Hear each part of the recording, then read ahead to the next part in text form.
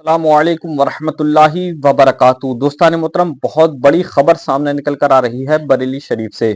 मेरे दोस्तों, हुजूर कायदे मिल्लत असजद मियाँ सुप्रीम कोर्ट पहुंच गए हैं और वक्फ बिल को रद्द करने की मांग कर डाली है। मेरे दोस्तों, दोस्तान मोहतरम, बहुत बड़ी ये खबर है और बहुत ही अहम खबर है। मेरे दोस्तों, दोस्तान मोहतरम, अगर आप हमारे चैनल पर नए हैं तो चैनल को सब्सक्राइब कर दें और इस वीडियो को आखिर तक जरूर देखें। मेरे दोस्तों, मैं आपको एक वीडियो दिखाता हूं, जिस वीडियो को देखने के बाद आप खुद समझ जाएंगे कि किस तरीके की मांग की गई है। और वहीं पर मुफ्ती सलमान अजहरी साहब के भाई ने भी बहुत बड़ा फैसला लिया है और वो भी सुप्रीम कोर्ट पहुंचने की तैयारी करते नजर आ रहे हैं।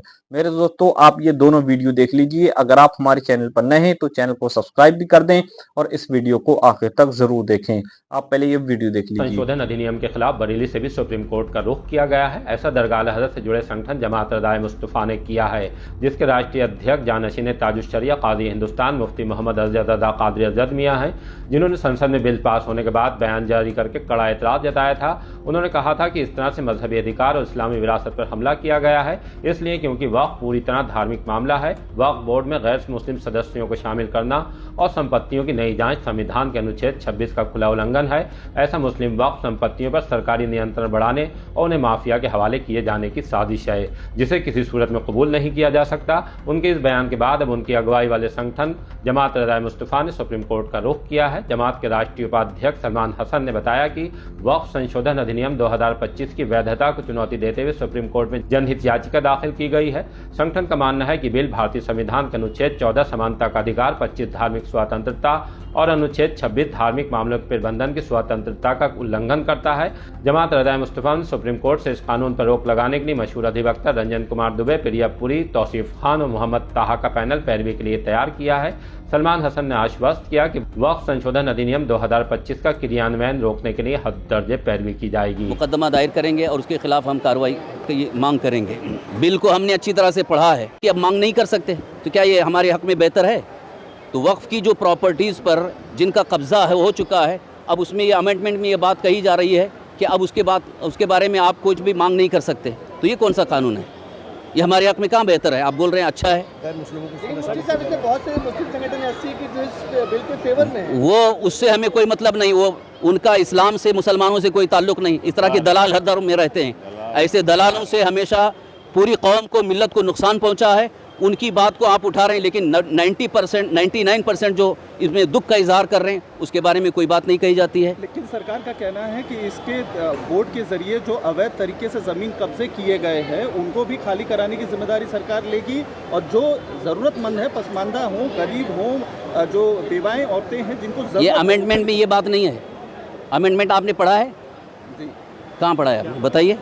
सरकार का तो यही कहना है, लेकिन अमेंडमेंट में क्या है? गृह मंत्री कह रहे हैं जो 10 अमेंडमेंट हुए हैं, वो जो बदला हुआ वो आप बताओ ना, उसमें कहाँ है? लेकिन मुझसे ये बताइए कि आप बोले सुप्रीम कोर्ट में आप चैलेंज करोगे, जब ये दोनों संसद सभा में जब पास हो जाएगा तो आपको लंबी लड़ाई लेनी पड़ेगी। आपको नहीं लगता उससे लंबी लड़ाई? भाई, आदमी अपनी प्रॉपर्टी के लिए 10-10 साल लड़ता है, और यहाँ हमारे मजहब का मामला है। हम जिंदगी के आखिरी सांस तक लड़ते रहेंगे।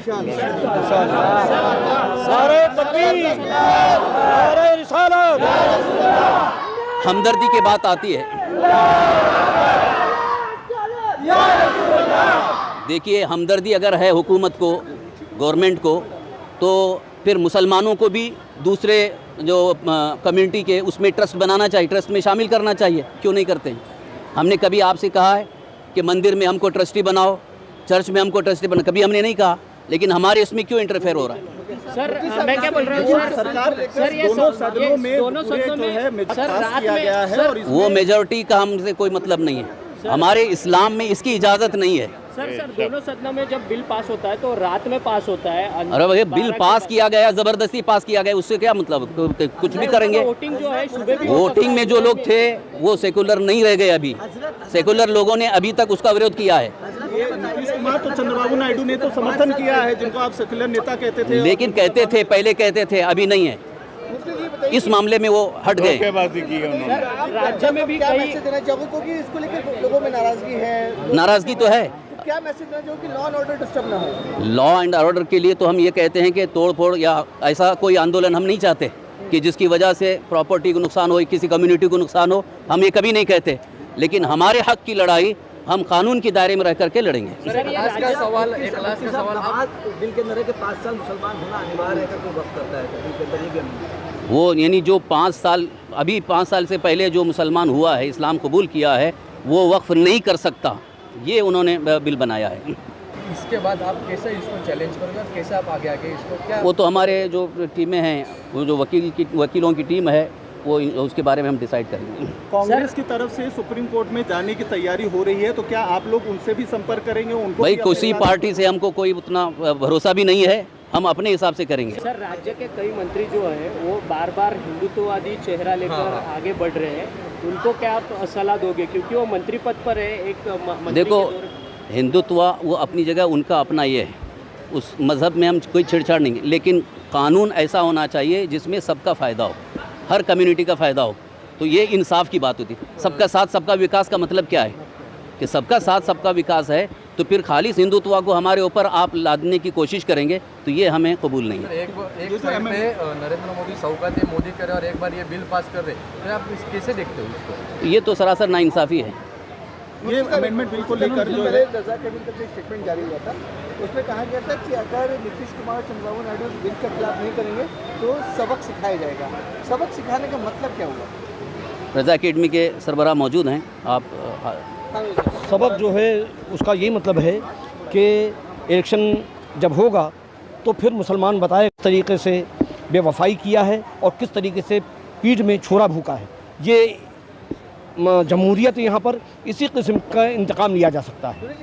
किस टाइप का एक्शन आप किस तरफ इशारा करें? जो आप बोले कि सबक सिखाया जाएगा, मतलब यही है कि इलेक्शन जब आएगा तो लोग उनको वोट नहीं देंगे और उसको बेदखल करेंगे। जो कुछ भी होगा उसमें यही होगा। वहाँ के मुसलमान जो है, जो लोग इस मसले में हमारे साथ हैं हम उनका साथ देंगे, जो इस मसले में हमारे साथ नहीं हम उसका साथ नहीं देंगे। आप लोग कोई फतवा जारी करेंगे कि बिहार में मुसलमान वोट? देखिए, ये मसाइल जो है उलमा दानिश्वर ये सब बैठकर तय करते हैं।